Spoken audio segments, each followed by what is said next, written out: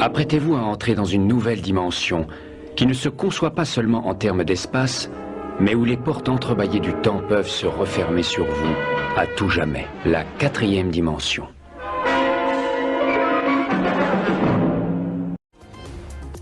Bonjour Jean-Noël Barrot. Bonjour Sonia Mabrouk. Bienvenue à la grande interview sur CNews et Europe 1. Vous êtes le ministre de l'Europe et des Affaires étrangères. Merci d'être sur nos antennes dans un moment crucial de la guerre en Ukraine.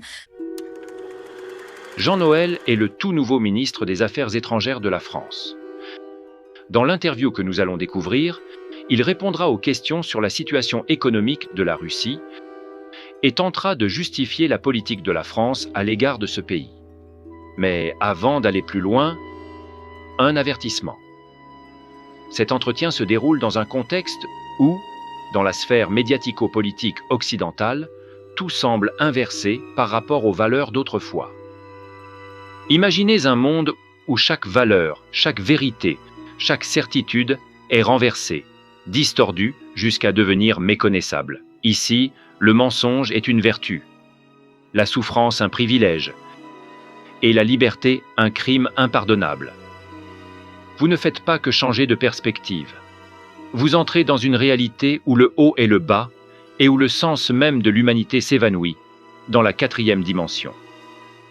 Mais qui est en position de force aujourd'hui? Il a été dit, Jean-Noël Barrot, que que l'économie russe serait à terre, et finalement on voit que les sanctions occidentales ne l'ont pas mise à terre. Il a été dit que Poutine serait isolé, on l'a vu lors d'un sommet des BRICS, et Olaf Scholz l'a appelé. Qui est en position de force aujourd'hui? D'une certaine manière, je suis assez d'accord avec vous. La Russie de Vladimir Poutine n'est pas ce que l'on dit, parce que depuis 2 ans et demi, Poutine a englouti toutes les ressources de son pays dans cette guerre d'agression. Il a asphyxié son économie avec aujourd'hui des taux d'intérêt extrêmement élevés, des pénuries de main-d'œuvre, un déficit public abyssal. Il est même obligé d'aller supplier la Corée du Nord, au mépris du droit international, pour aller chercher là-bas les soldats qu'il n'arrive plus à mobiliser chez lui. Donc la Russie n'est pas en position de force, mais d'une certaine manière, ça n'est pas notre problème. Notre problème, c'est de permettre... Ce que vous voulez voir, parce que quand on le voit au sommet des BRICS à Kazan, on le voit quand même entouré avec le président chinois. Quand l'Allemand Olaf Scholz l'appelle, on se dit quand même que maintenant il y a deux Europes, l'une qui ne veut pas lui parler, puis une autre qui lui parle. Est-ce qu'il est vraiment aussi isolé et affaibli que Je regarde les chiffres de l'économie russe, la santé économique russe qui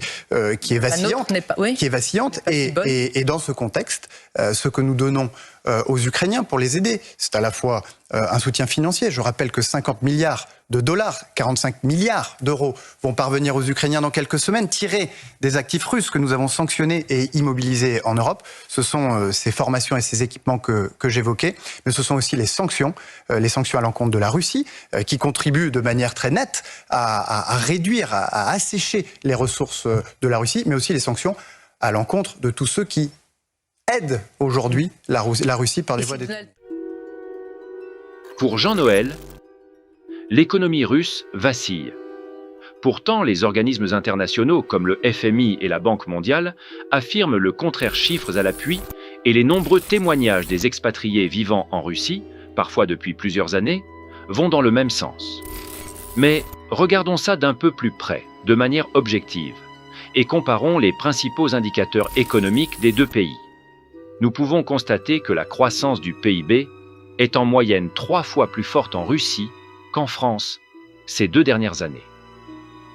Le déficit public qui contribue à la croissance économique y est 3 fois moins élevé.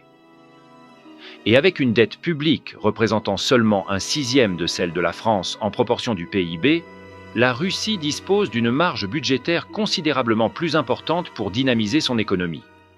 Avec un taux de chômage 3 fois plus faible qu'en France et une inflation très élevée, l'économie russe montre néanmoins des signes de surchauffe. La forte demande et la pénurie de main-d'œuvre entraînent une hausse des prix et des salaires qui oblige la Banque centrale à maintenir son taux d'intérêt directeur à un niveau élevé. Toutefois, les salaires réels continuent de progresser et la croissance reste très dynamique, tout le contraire d'une économie en sous-emploi comme celle de la France. Les organismes internationaux classent désormais la Russie devant la France en termes de produit intérieur brut à parité de pouvoir d'achat.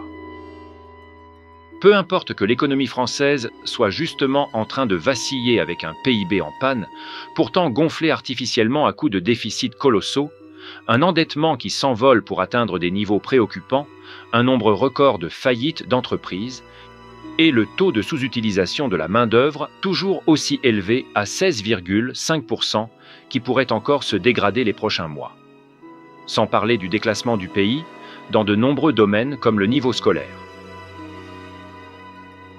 Un ministre français devrait pourtant chercher à améliorer l'économie de la France et le bien-être de ses concitoyens plutôt que d'essayer de vouloir dégrader ceux des autres pays et de s'en réjouir. C'est normalement pour ça qu'il est payé. Mais pour certains responsables politiques français comme Jean Noël, cela ne compte pas, car dans la 4e dimension, ils œuvrent aux intérêts d'un pays qui n'est pas le leur.